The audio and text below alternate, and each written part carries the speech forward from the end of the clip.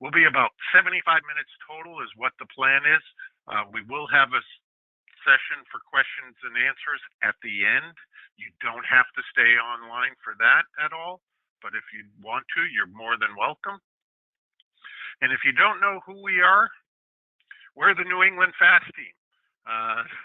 We got the entire team here with us tonight because we've all been working hard to make sure that we reach out to you.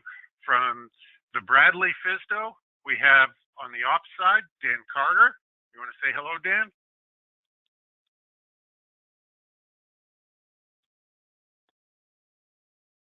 Sorry about that. Hi, yep, I'm happy to be here. Been stuck in a house for a while, and it's great to have this meeting. Yeah, it's some terrific aviation talk. We got Rob. Leonard, you want to say hello, Rob, so everybody knows your voice? Sure. Hi, everybody. My name's Rob.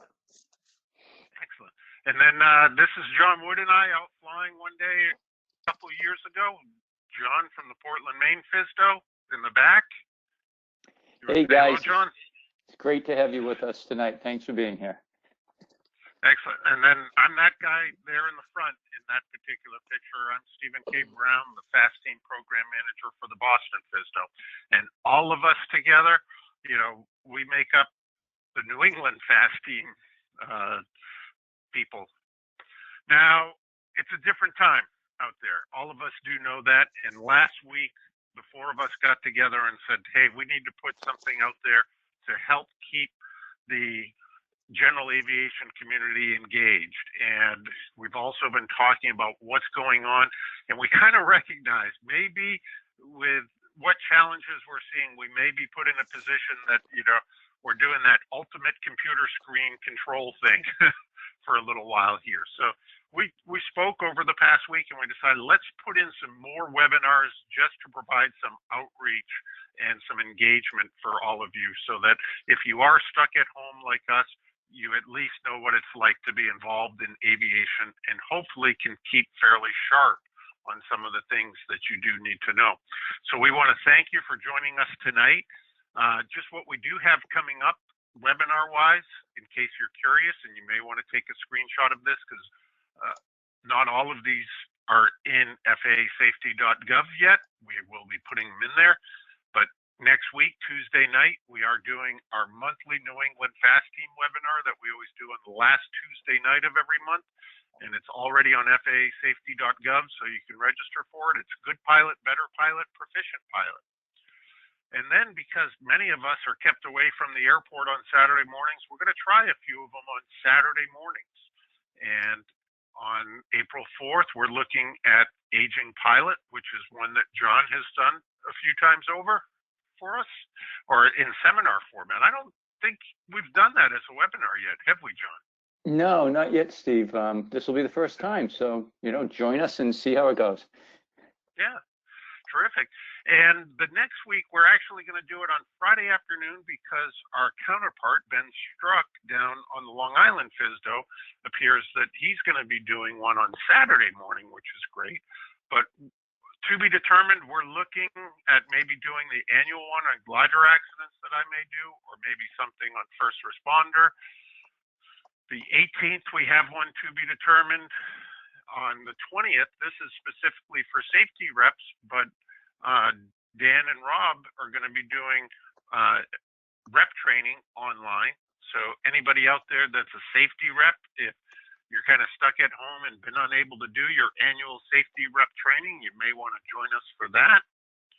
We have one planned to be determined topic on the 25th of April. And then April 28th, that Tuesday night, is our monthly one that we normally do. And we also did reserve all the way out to May 2nd. Now, this is all subject to change to what we are all dealing with in the current circumstances, but we just did want to let you know that we have taken a look at it, and we want to make sure that we have the ability for you to stay engaged and do your best to be as safe a pilot as you possibly can be. We always get questions about housekeeping, and right now, most airliners are probably not being cleaned with someone like this. They're being cleaned by someone with a full suit. But Wings Credit will get that uploaded within the next few days.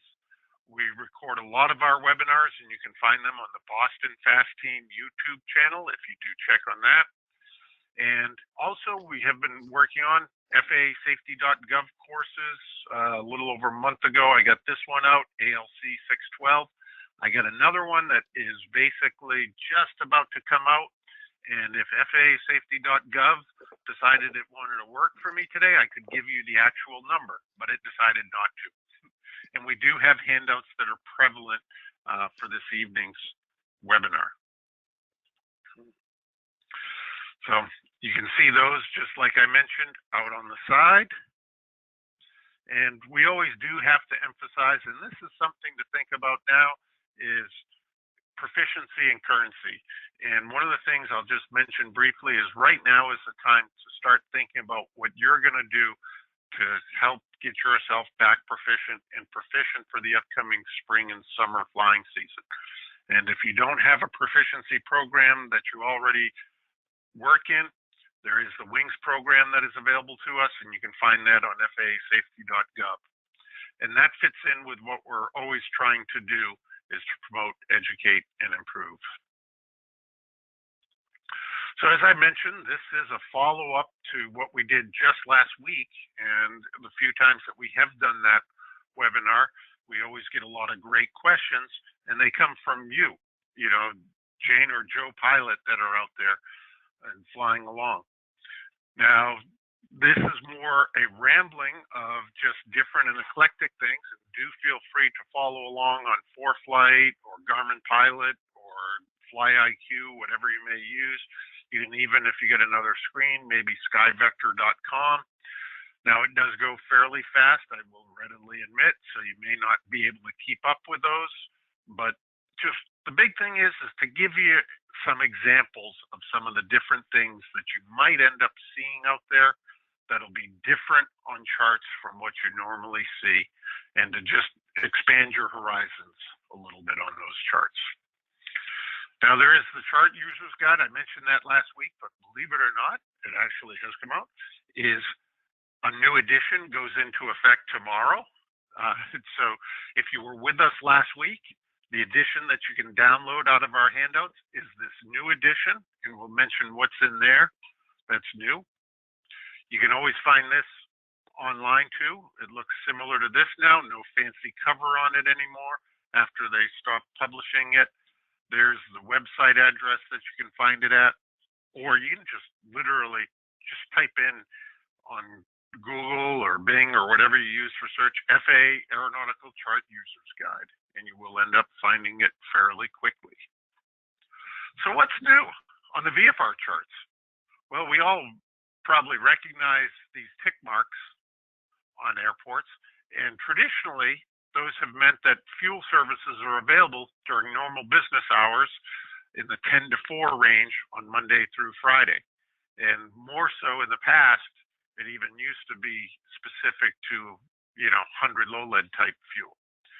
What they've done is actually change the criteria starting with this, and this will start changing on all of the charts starting tomorrow. It's not going to change instantly, of course. It may take for the next publication of the chart or something like that. But now what the symbol means is that fuel is available at the airport, and it doesn't matter what type of fuel it is or what the availability is. The reason why is so many airports now have self-service, and self-service that may even be available 24/7 for you. Many airports, my home local airport here has 2 FBOs that can pump it from a truck, 100 low lead or Jet A, but one of the FBOs also has next to its maintenance hangar a self-service 100 low lead fuel pump that you can use. And the fuel for that is a little bit cheaper, so it's left up to the pilot on what they want to do. What it comes down to is really what you want to take a look at is the chart supplement for the full details of the fuel availability. So this is going to be some type of fuel is available, just you need to look at the chart supplement to find out. And that fits too, because more and more general aviation pilots, as compared to 25, 30 years ago, are flying turbine equipment. You see that much more. but also we're starting to see some of the turbo diesels out there, and that has slowly been creeping in too. So there's a lot of general aviation that's using Jet A fuel that never did in the past. This symbology, the zigzag, has been around for a while, but what they are doing is, because we do sometimes have area navigation routes that overlie Victor Airways and Jet Airways, like this example here, we have Q Route 67 overlying Jet Route 91, is if only a portion of it is unavailable due to the navigational aid, it will specifically be noted on it, versus in the past few years, they've been putting the zigzag on it completely. Doesn't mean that the Q route is unavailable, just in this circumstance that J91 is available. So that is something that has changed out there. Between when we talked last week and this week, we don't have any changes to the terminal procedures publications. That's your approach charts and similar. But not necessarily a chart, directly a chart related item, but some of you may remember the published NOTAMs, or may see them. You very rarely see them at the mom and pop type shops. Usually I only would see these at, larger flight training organizations or things like that. But as we have moved more and more into a digital world, it's time to say goodbye to this. This will expire on June 18th. I think, what is it, the May 21st edition will be the last one. So there'll be one published on the 24th and then another one on the 21st, and that'll be the last one. Everything that was in there basically is going to be wrapped into this page, which is also where the digital information that you get on your chart supplier or whatever else gets their information. So that information should be available to you. Now, we get a lot of questions about electronic charts. More and more of us are using them, and I know we saw over 65% when we did the poll question last week. So we've seen that change over the past few years. But I do have one associated with check rides, because we get asked this still today. So I'm going to launch this poll question, and classically, John, I'm going to need your help, because it just comes out so small that I can't read it. Yep, you bet, Steve. Okay, the poll question is, the FAA policy on using electronic charts on a check ride is: paper charts must be used, it is up to the applicant, it is up to the examiner, electronic charts are fine to use, electronic charts can be used if you have an LOA, so a letter of agreement from the FAA. So go ahead and cast your votes.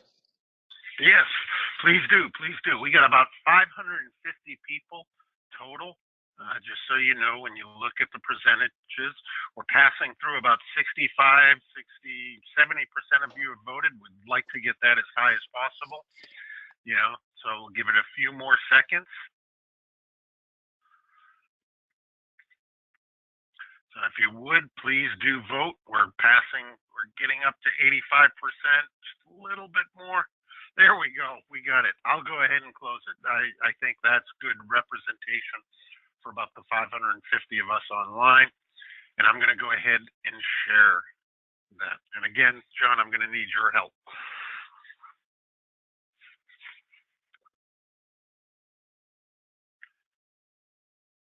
You there, John?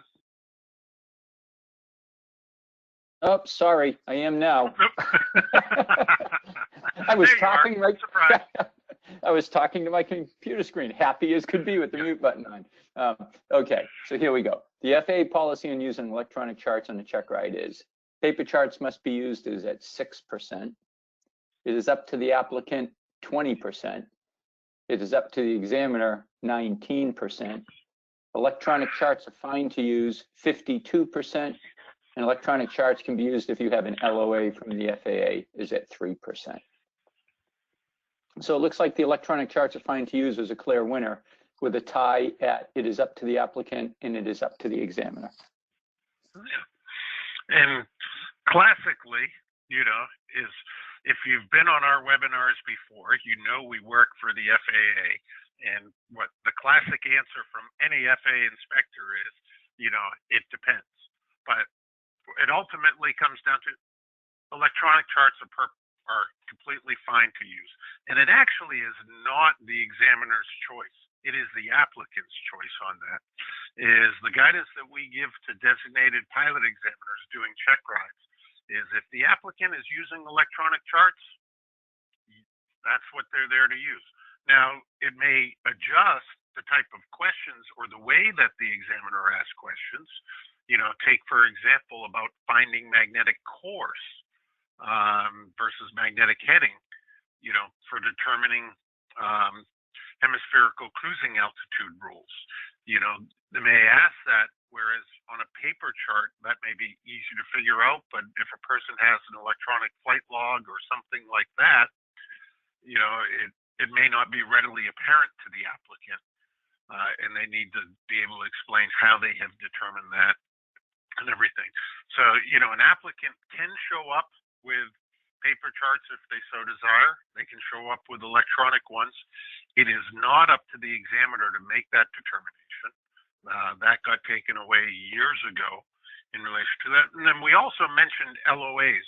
Generally, for what we talk about on certification rides, you're not going to see anything associated with an LOA or operation specification. That's all for the air carrier side of the house. But for airman certification stuff that we end up doing, private pilot, commercial pilot, ATP, all of that, it's really up to the applicant. So going through, we did have some interesting things that ended up coming up for us. I'm just adjusting my screen here a little bit. So this question came up, and it's one of those after the fact, James brought this up, and it's like, oh yeah, is you can actually adjust and pull up on ForeFlight, and I'm sure on Garmin Pilot and others, the edges of the chart if you so desire, and have the capability to even blow it up, zoom in on the symbology and everything like that. I know I had seen this on ForeFlight, just had basically forgotten about it, but James brought it up. And all you have to do is, if you go up here to this little gear wheel, you can change the settings. And I'm giving you ForeFlight specific information, but I'm sure there's similar on Garmin Pilot and others. You can change it so that if you tap on the screen 3 times quickly, it will bring up the chart itself so that you see it. What's also great is they automatically do the stitching for you between the north half and the southern half of the chart. I don't know this must be the Montreal one that I pulled up looking at this picture. But any of us that have flown for a while, that is so much easier now using electronic charts than this old thing of, trying to take a piece of paper and mark. This is on every single chart, the directions of how to do this. But, it confuses a lot of people, and it can be an interesting thing to watch somebody trying to do. Were you going to say something, Shawn? I was. As a young pilot, I didn't want to go through that aggravation, so I just would buy 2 charts and tape them together. And when you opened it up in the cockpit, it made a great view limiting device. You couldn't see anything out there. Yeah. And because of how charts are made too, especially on the paper ones, you never could get it to line up on both edges, could you? No, get it kind of close, but yeah. Then folding it too. That was always interesting on the check rides. Private airports. Matodi brought up some questions about private airports, and I grabbed this as an example just because we had some discussions. This is my old home airport. which I've seen it change its designator now 3 times in my lifetime. It used to be NH08, and then what did it go to? 5 Mike 3, and just recently it changed over to 53 November Hotel. And Mataldi's question was basically, how is it that an airport gets labeled as like private on the chart, and how does it make it onto the chart and stuff like that? Well, that really is up to the airport owner, manager with it. There's many airports out there that are privately owned but open to the public. Bolton Borough had been this way for many, many years. Actually, I think since it was first made back in 1970, 71 timeframe. It's been a privately owned airport but open to the public. The owner had decided to change that.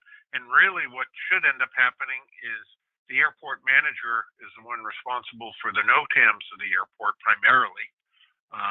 They should end up issuing a NOTAM for that when they work with their state aeronautics division to do that. And then correspondingly through the state's reporting, it would get changed on a future update to the chart. And that's kind of what happened here. You and I talked about this, John, just because it's in your district and it's my old home airport, but it was in the June timeframe that I heard that this may be happening, but I didn't necessarily see anything until the new New York sectional came out in November, and it did. It changed the identifier and it changed over to private on it. And sometimes it'll happen before the charts are even published. And this is one of the places that you want to take a look at is in the back of your chart supplement. For those of us that are a little bit older, also known as Airport Facilities Directory, or previously known as Airport Facilities Directory. Many times what you'll see with the changes, and they'll keep track of it, is what changes need to occur. This I pulled out of the most recent chart supplement. I pulled the New York sectional, which basically covers the Boston area. And you see, in November, changes were made. The next cycle of the 56 days, December 5th, there were no major changes, but you go 56 days more to March 26th, and the Rosenwig Airport at that has changes to it, or delete that airport, and then it's changes to right pattern at the Orange County Airport at that location, and then changes to air traffic control frequency at Logan International, which is right in my hometown, or my office hometown of Boston. And you can see other things that do end up changing. You see changes to airspace and some of the other things. And even down here at the bottom, a change to the maximum elevation figure from 2,700 to 2,800 in this particular quadrant. And I bring that up because we got a question or two on that at the end of the last one, is just what is the maximum elevation figure and how is it figured out? And here's an interesting one. This is down by Key West. And for a given quadrangle, which you see right here, 30 seconds of latitude, 30 seconds of longitude on sectional charts specifically, is for that square, it will give basically the maximum elevation figure to it. Down here by Key West, believe it or not, it's 14,200 feet. The last 2 zeros are dropped. Even though the airport's down here, Key West Naval Air Station is at 6 feet above sea level. Key West International is a whopping 3 feet above sea level. But the maximum elevation of anything in that quadrangle is 14,200. And basically how they come up with that is they take the highest obstacle and then add 100 feet to it. And it's actually technically 100 feet or 1/2 the contour interval of that chart. For sectional charts, it's always basically going to be 100 feet. And then it's rounded up if it's man-made. I have in parentheses here 200, an additional 200 feet because if it's not a man-made obstacle, it is possible that someone could go out and put up like a 199-foot tower and may not have to inform the FAA if it's not close to an airport. So for natural maximum heights, they add another 200 feet, then it's rounded up to the nearest 100-foot mark.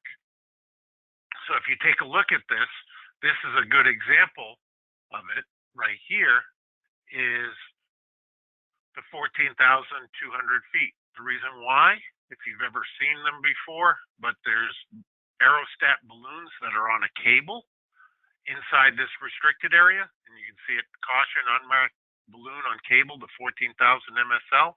These are look-down radar balloons, basically looking for drug runners and other things like that. So you man-made obstacle, 14,000 or maybe just a foot or two above, another 100 feet added to it, and then rounded up to the nearest 100 feet, you end up with 14,200.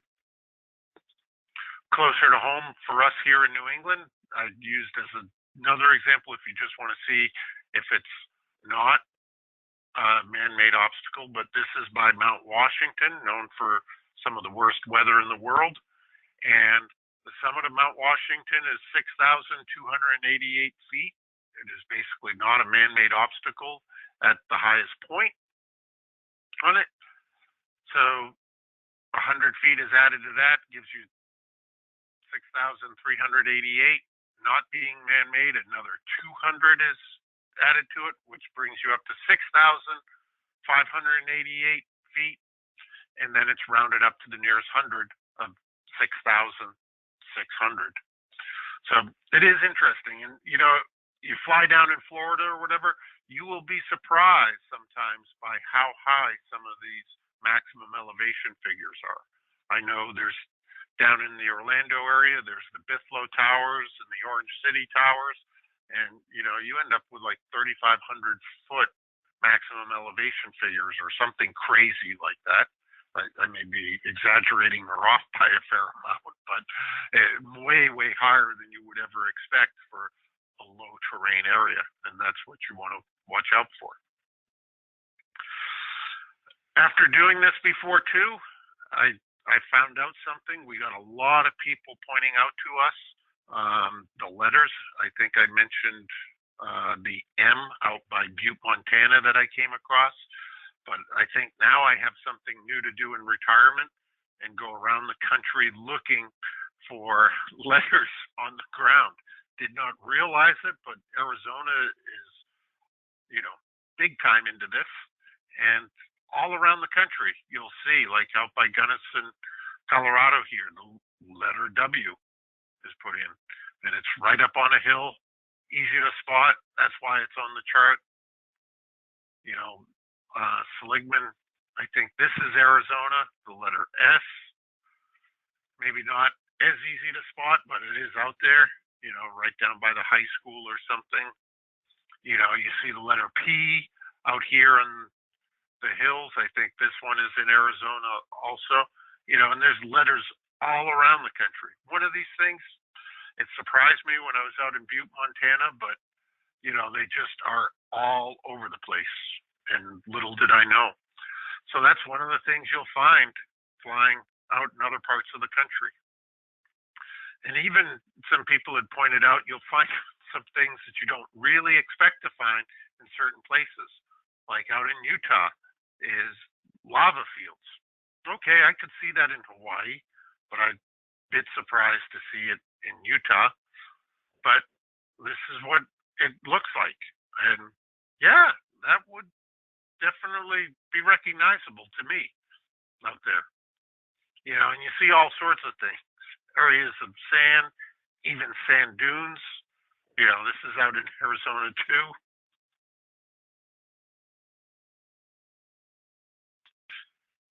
And with Cape Cod and the islands, we're familiar with sand dunes along the ocean and down the East Coast, but you'll even see them in Michigan.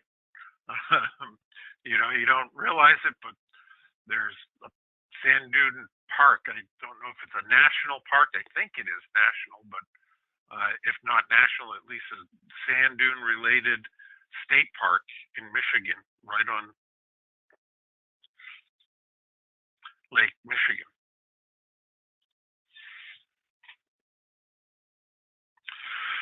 Shawn had asked about this picture here, and believe it or not, it was not about whether it was legal for this jet to be doing it. Based upon the jet, I don't think it was done here in the United States, of course, but he was asking about this sign right here, and specifically because it was different. If you notice this little sign over on the side of the runway with a 5 on it, what that indicates to us is that there's 5,000 feet of runway remaining as you pass that sign going in that direction. But he didn't know what the one on the X is. And, you know, this is a zoom up to see what it looks like a little bit. And what I told him, my best guess is to place your wingtip right here, based upon the picture. But it's one that I haven't been able to find, and I don't know what it is. Granted, like I said, I suspect it's not a picture from within the United States. It might really be something backside of the sign. It might be something like half the runway distance remaining, used in another country, or even arresting gear for military aircraft. And we actually do have signs for both of those. Is half the runway remaining signs are out there on some airports, and been seeing those more and more because it is something that will help you understand and keep safe as a pilot. You know, a good thing to recognize, I even go a little bit more, but AOPA recommends that you need to be at least 70% minimum, absolute minimum of your takeoff speed halfway down the runway in order to take off. So 70% of the speed at 50% of the runway length. I like to go a little bit more. The other thing that it's really important, we always want you to land in the touchdown zone or the first third of the runway. But you know what? If you're not on the ground by the halfway point, by this sign along the edge of the runway, you better be doing a go around. You know, that is one of the things you can do to help keep you as safe as possible. Each year, we have a few accidents around the country where people end up landing long, very long down the runway. And this yellow dot on a black sign is actually from this advisory circular. That's what they're from on the runway stuff. And this is what actually, if you do have arresting gear that goes across the runway, it would be marked by this sign on the edge of the runway. That brings up, get asked this question often about, you know, distance markers and things like that.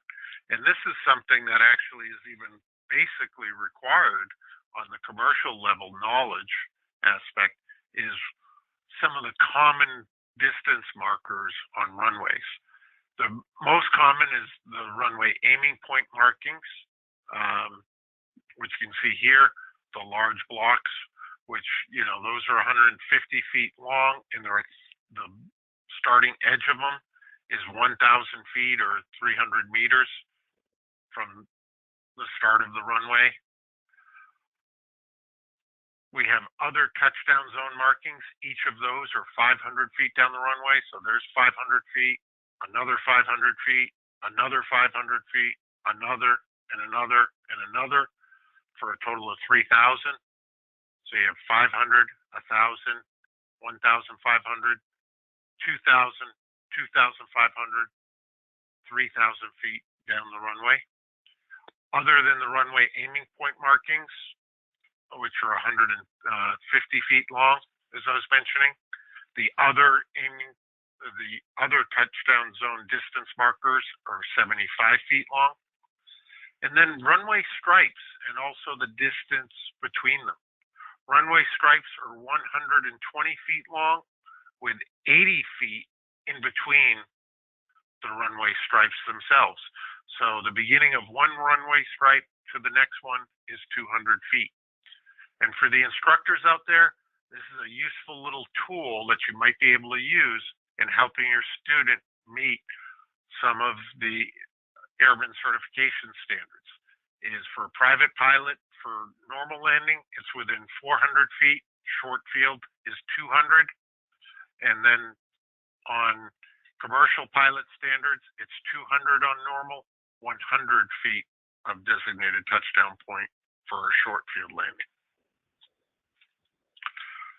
We do get asked a lot of questions about Mode C versus ADS-B requirements associated with airspace, and that always comes up.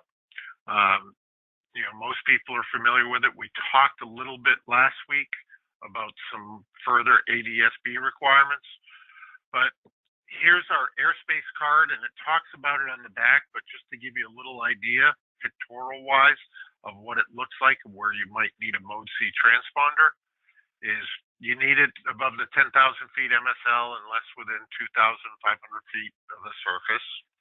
So, you know, above that altitude. In and above the Class Bravo airspace, generally.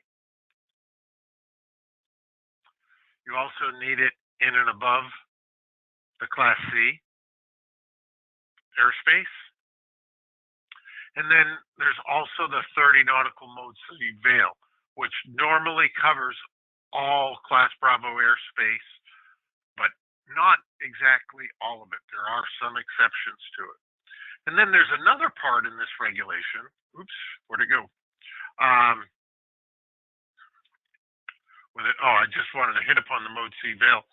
You do want to be careful because sometimes, like this is Denver, which is a small amount, but sometimes you can see that the Mode C veil does not extend all the way out to the edge of the Class Bravo airspace. You know, you can see some of the Denver Class Bravo is outside of the 30 nautical mile veil. And you also have to be careful. I picked Denver specifically because you have this ring of change in the floor of Class Echo airspace from 700 feet to 1,200 feet, right close by your Mode C veil ring, which is also close by the 30 nautical mile ring on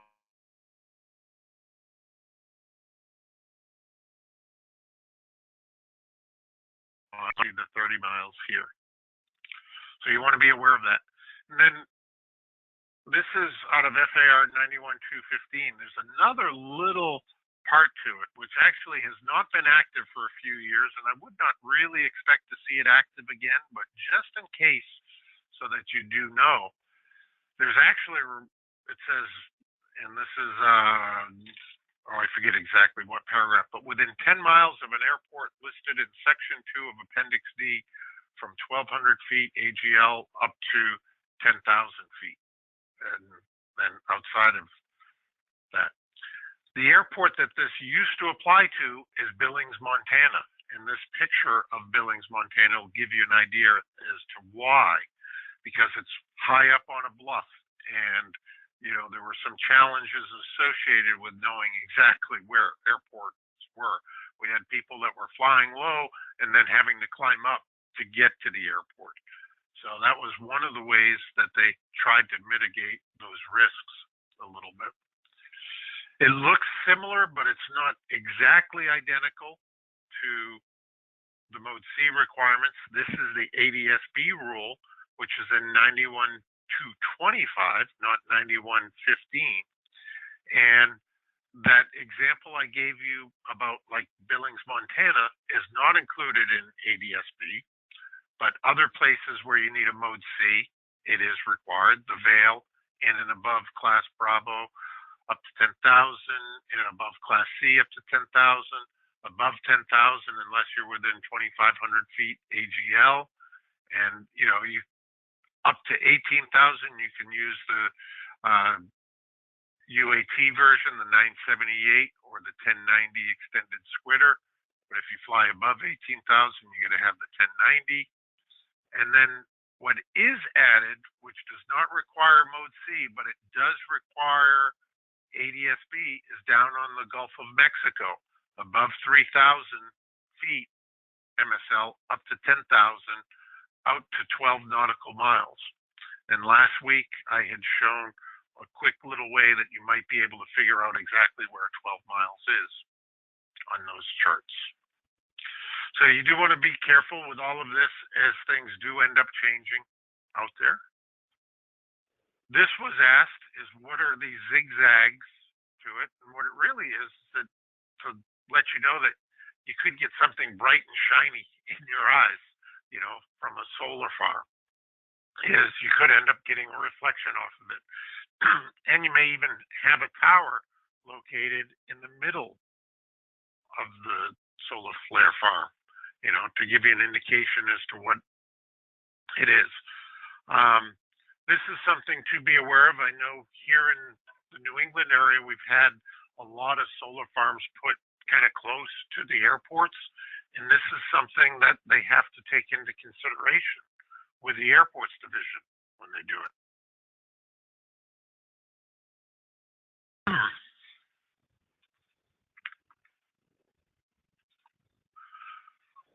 We also had somebody ask questions about this particular NDB out there. I don't know, this was a couple years ago, so I don't know if it's out there, but you know, kind of going back old school, was wondering why there was the star on this NDB, which means that it's part-time, that it's not operational all of the time.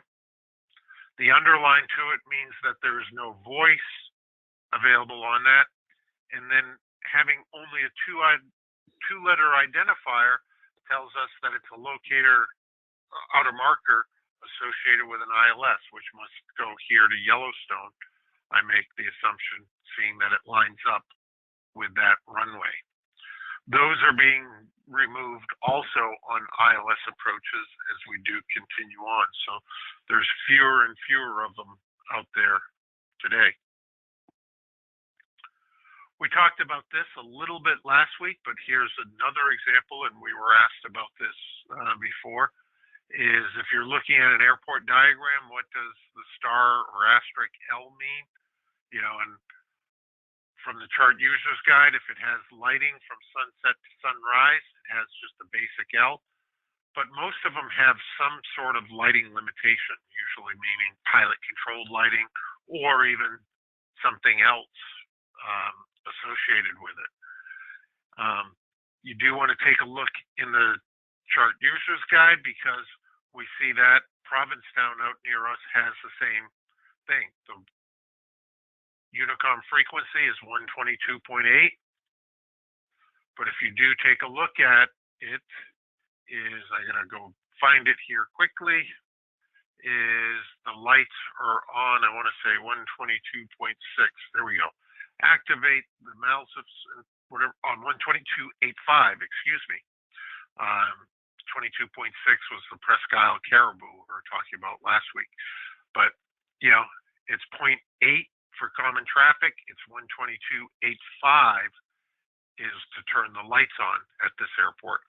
And I used to fly in and out of here regularly, and you'd be flying along at night, have it on 122.8, you'd hear somebody call, you know, 20 miles out from Provincetown, and then click, click, click, click,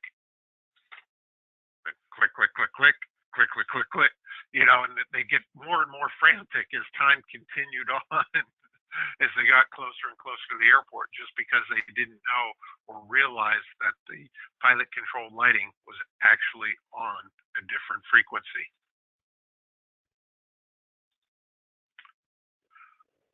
We also deal with this, I think, John, if I remember correctly, this came up from one of the times that we did this before, and we actually got a change on the chart associated with it. Yeah, that's right, Steve. Yeah. This is your home office airport, Portland International, which has Class Charlie airspace around it, but it has a star next to the control tower frequency. And what that indicates is that it's part-time. And you might know better than I do, but they actually, correct me if I'm wrong, they probably only close down for just a couple hours. Yeah, it's just a few hours each day, Steve. Yeah, so some part of a shift. But it has been in the past, some airports, even if they close, they'll just leave the lights on the entire time. and here you'll see the L indicated for it. What we ended up finding out, and this was one of those chart errors that needed to be corrected, is, you know, really nobody wants to pay to leave runway lights on all the time. You know, would you leave the lights on in your house all night long while you slept? Not really. Same thing for an airport. It was done in the past, but you know, most people are energy conscious enough that that wasn't happening. And it got pointed out to us by safety rep, or came up, that in the airport facilities directory, i.e. chart supplement at that time, it actually did say that, hey, when the tower is closed, you need to activate the lights on the common traffic advisory frequency, even though the chart was saying that they were left on the entire time. And, you know, we ended up engaging on it, and they did. That was one of those little errors that when we got back to the AeroNav, our office, they were like, oh, yeah, you're right. Okay, we'll make that change on the next chart revision. So it ended up happening. It was quick, simple, easy, but just one of those things that got missed with it. We also got asked what the UC is down here under that, and this is an area where there's a whole lot of towers to it, but the UC specifically means that the tower or array of towers is under construction. A couple little things to note about this is, if you look at the chart symbol, the smaller chart symbol is most of what we see here. I don't see a larger one on it, but the dot portion of it is, as best as possible, put at the exact location of where the tower may be located. And if you see double symbols like this, it means at least 2 towers, but more likely a tower farm, that it can be multiple towers in the area and where they are specifically located. Many people also ask about this indication here. This airport beside it can give you a good little clue, but the top of the towers are at 960 feet MSL, which is 405 feet AGL. Now that's put in as much as it can be, but as things get clustered like this, where there's a lot of information, is they will start to remove some of the information that they don't necessarily consider important. So you'll see what they do is they give you the AGL and the MSL on some of these towers in the area, but not all of them. And that's specifically just because it's getting too clustered. We got a question about this, about tunnels. This is out Loveland Pass area, you know, where the train gets pretty high. I don't remember if it's I-10, I-70, or I-75. Or could even be I-40 out in the Colorado area, but as it goes through a tunnel, it'll look something like this. This is an example for railroads. This is an example for a highway to it. And this is also interesting because it has the Loveland Pass, which we talked about these a little bit last week. You can see this little side road that goes up and cuts around to a ski area. But the 11,990 feet is the highest point in this pass between those areas, much higher, as you can see by this indicator out here. I do know the chart users group is looking at what they are documenting for passes. So in the near future, if you do take a look, last week we talked about the Aeronautical Information Services, AeroNav webpage, a lot of great information available on it. Under there, you can see the Aeronautical Chart Users Group meeting notes and stuff. I know this is one of the things that they have been talking about, because sometimes not the best mountain pass is labeled, and the one that is better is not. So I know they're talking about it. We always do get some examples. This is actually an old example, but it's interesting. Is little slivers of where Class E airspace starts at 14,500 feet MSL or higher. This is what it looks like on the VFR chart. And if you're curious, it's hard to see, but you see this shading right here on the IFR chart this is the same thing. VFR, IFR. Yeah. So that's what it ends up looking like between those two charts. We also had somebody ask about the width of a Victor Airway. And generally what we end up seeing is most of us know it's about, 4 nautical miles either side of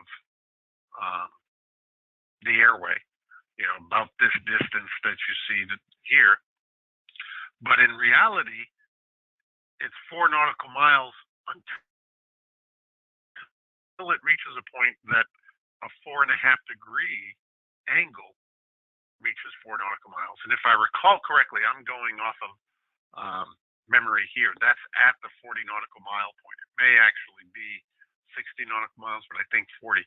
But they were asking about this as they were looking at this airspace that's protected for this airway and noticed that it started to get wider as you went across up near, started going into Canada. And the whole reason for that is as you get onto a really long airway, like over 100 miles, it ends up, the protected airspace for the airway ends up being 4.5 degree angle versus the 4 nautical miles each side. What you also can see, and this got brought up too, is down here you see an MEA gap. And this is published. It's usually at higher altitudes and it can only be so long.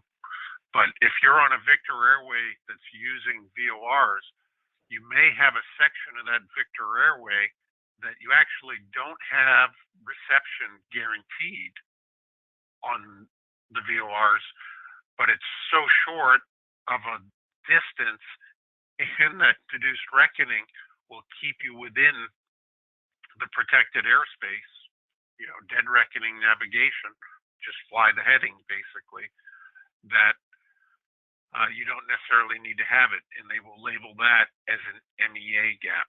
And you can even see this. This is a fairly long airway because it has this changeover point here. It's like, 150-mile long airway. You'll also see little differences from time to time. This was brought up with that sliver of airspace before, but because this is in special rules airspace, that's what this indicates to us, but that there's, basically an exception associated with this airport for that. But special rule airspace is indicated by this type of symbology that we see. And this one here is actually, believe it or not, special rules airspace. We're talking way up here in this corner, but associated with flying over the Grand Canyon. There are restrictions associated with that. And if you're going to fly in this area, you really, really need to do your research on this. What I'm really trying to point out here is, what does this all mean?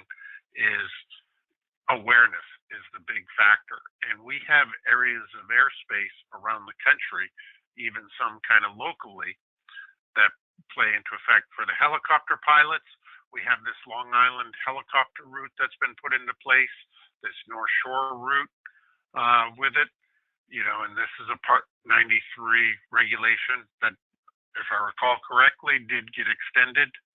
I don't know, do you guys end up talking about that down your way, Dan or Rob? I know it's closer to you, but I don't know how much you may deal with it. I haven't heard a lot about it, Stephen. Or have I, Stephen? Okay. I just didn't know. I used to fly to a few of these airports in this area, like Mattatuck and Montauk, and then there's even the Hamptons. And I know the helicopter operators, it's been a big discussion point associated with it. And even down your way, I used to fly down this one a lot years ago, is the Hudson River corridor, or New York City Hudson River corridor, and even associated with it a little bit of the East River. This is many, many years ago now, like probably close to 30 years ago, but I used to fly for a computer company up here where I live in the central New Hampshire area, but their largest client was down near Atlantic City, and a straight line puts you right through the middle of New York. So I used to fly Seneca for them, and I would actually fly up and down this Hudson River corridor if it was nice VFR, just because it basically was quicker and easier. And, you know, one of these odd things that you end up seeing, but I got passed one day by a citation. Yeah, I'm down low flying right through the middle of New York City, and then watch a citation pass me, you know, at 1,000 feet AGL or so. A big, big surprise to me.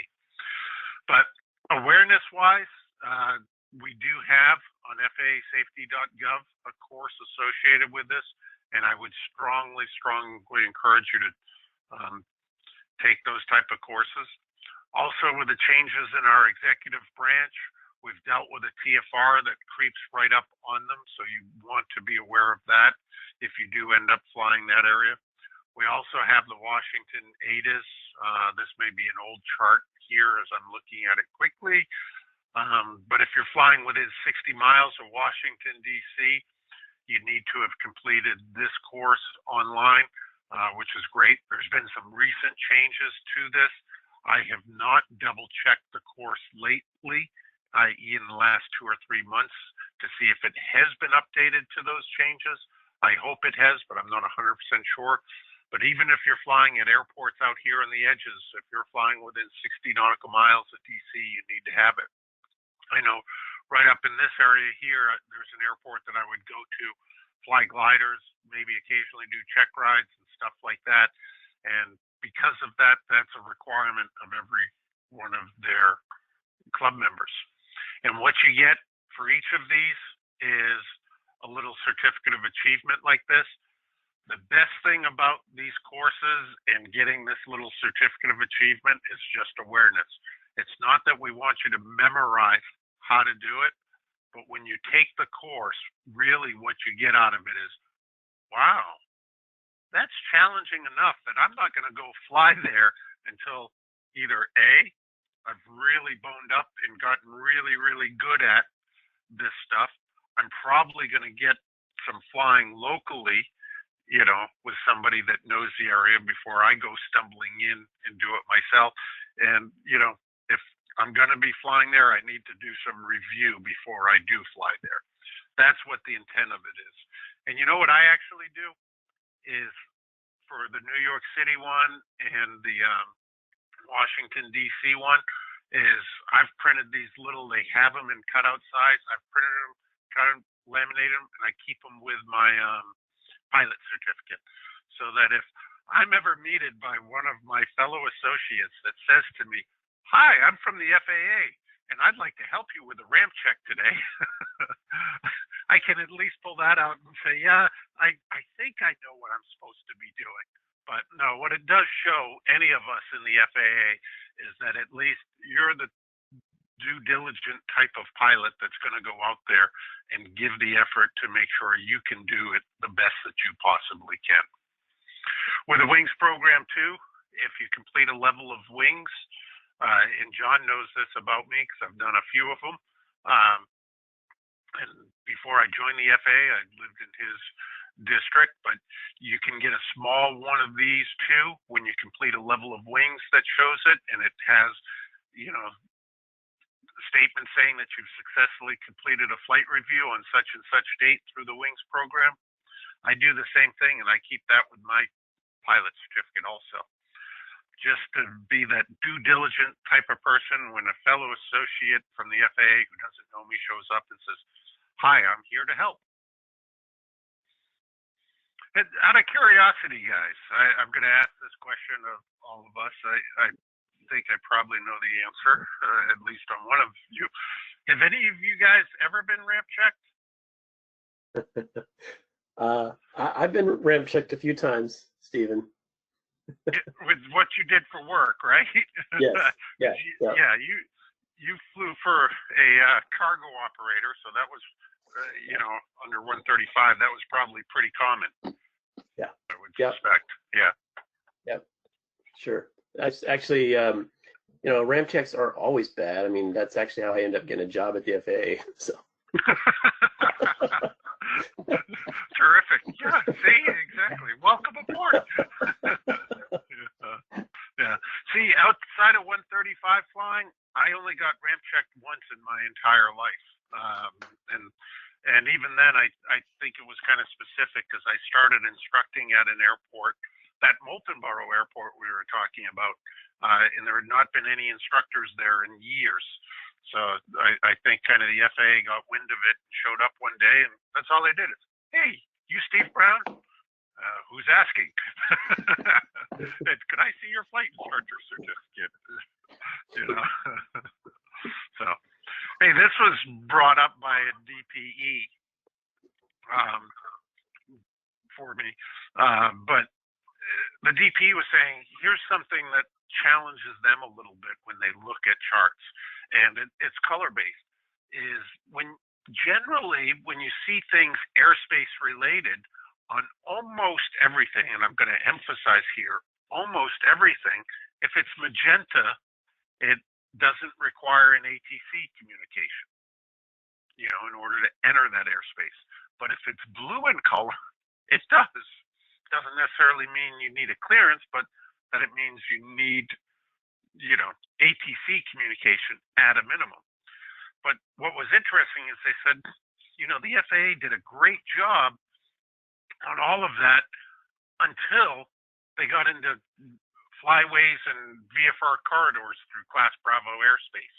And they ended up using just the opposite. Is magenta generally, and if you look at flyway charts on this, generally, if you have these magenta arrows, it means that you need an ATC clearance to fly that route. But ones that are shown in blue, like this, don't require it. And, you know, it was one of those things I never realized, and this DPE was talking to me about it. I'm like, huh, you know, you're right. I know a couple years ago I sent in a suggestion about this from the DPE. I have not seen a specific change on it, and it still is there now on the flyway charts. You know, maybe we'll see something a little bit different in the future. Who knows? Who knows? So as we get into all of this, what I really am trying to emphasize, because it can be very challenging when you look at these charts and stuff, if you're going to fly in complex airspace like this, what you really need to do is do your due diligence on the ground and also make sure that you get appropriate training for that airspace. You know I'm an avid listener to aviation podcasts, and I know there's someone out there, Mr. Trescott, that does the General Aviation News podcast and talks about flying around the San Francisco area and the San Francisco tour. You know, if you've never been there and you're going to fly around San Francisco, or if you're from San Francisco and coming to fly around Boston and the New York area, and you've never flown in that airspace, you really probably need not only to do your due diligence, but get together with an instructor like this and review the airspace and probably even fly in the airspace. It just will help you out so much, and it'll help you, you know, avoid that call as, hi, I'm Mr. Brown from the FAA, and I'd like to help you today about your incursion into the Class Bravo airspace. None of us want that. So I want to emphasize that, you know, and there's even corridors that you find that are in there that aren't even marked well. Like, I can't remember exactly. This one is out west, is Arizona, New Mexico, if I recall, maybe Utah. But, you know, they have like this corridor right through this national security area with it. Some other things you will see occasionally as NDBs and even VORs start to go away and they're not being kept up, you might see VFR use only starting to show up. This is always interesting. You want to be careful when you see this. That's for a very, very good reason.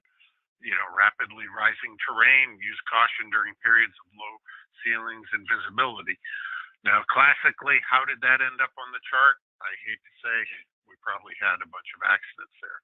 This is Lake Havasu. This was sent to me by somebody who just said, hey, this is really interesting looking at how sharp of a cutout this is, and that, it doesn't connect for the floor of the Class E, or i.e. the ceiling of the Class G airspace with it. We had somebody send this and ask the question about what is an F airport, and that is actually an ultralight flight park.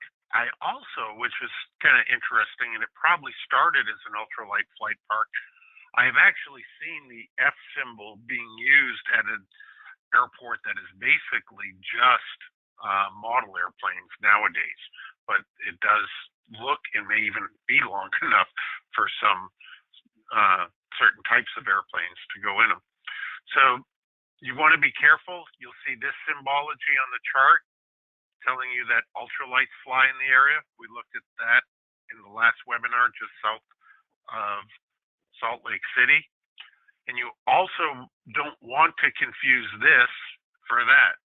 A U airport symbol means unverified, where the F means ultralight flight park or flight park. This was sent to us. You see these up in Alaska, where compass roses are published on some sectional charts just because there's so few VORs in the area, so that you have that available for reference.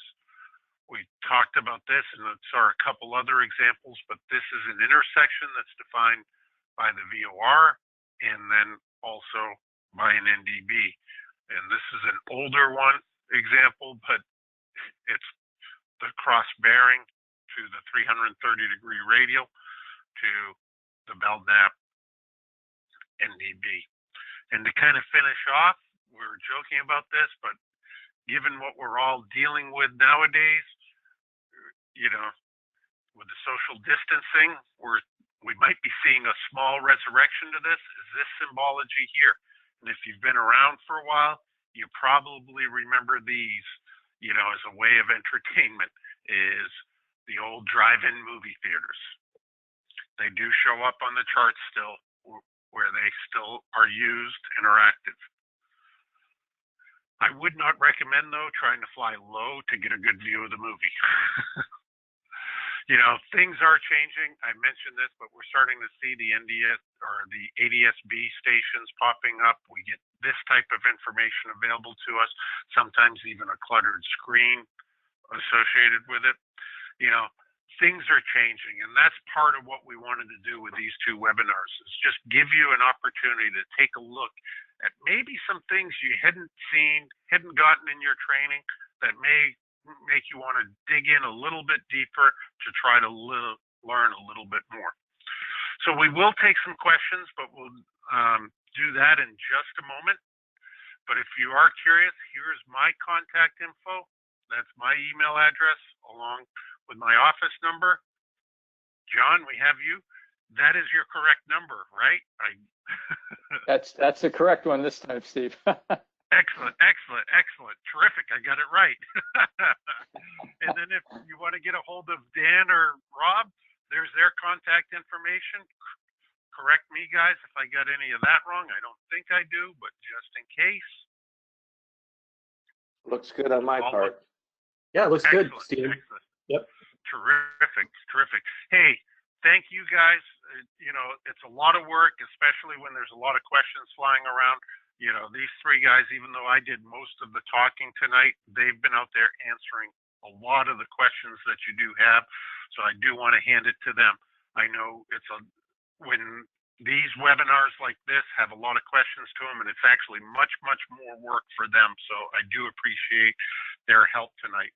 And we'll go ahead, we'll call that the end.